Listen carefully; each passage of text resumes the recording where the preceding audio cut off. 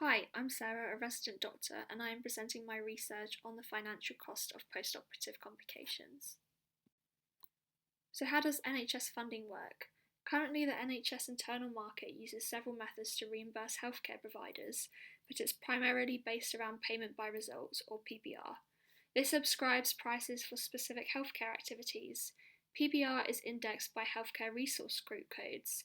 These are diagnoses and interventions consuming similar levels of NHS resources. A tariff is then applied to each healthcare resource group.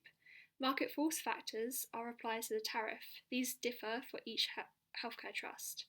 HRGs have trim points, so once patients pass the trim point, a long stay daily rate is applied for each additional day. We wanted to stratify the cost of surgery by if a patient had a complication versus if they did not have a complication. We calculated income via the reimbursement hospitals receive from PBR. We calculated expenditure by length of stay. We conducted a sensitivity analysis by including the cost of surgery in our expenditure calculation.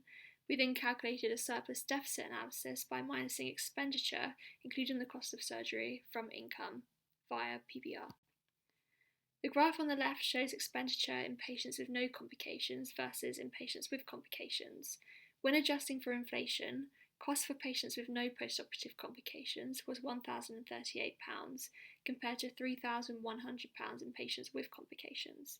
This represents a 200% increase in expenditure. Income received via payment by results increased by 2/3 when a patient experienced a postoperative complication. Expenditure also increased with age. We found that expenditure exceeds income for the majority of surgical procedures regardless of the presence of complications. Men also had a higher deficit than women.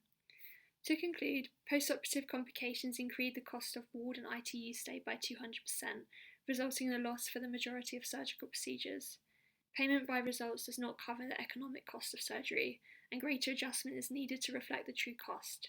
Methods to improve postoperative outcomes and reduce complications are needed to improve the cost effectiveness of surgery.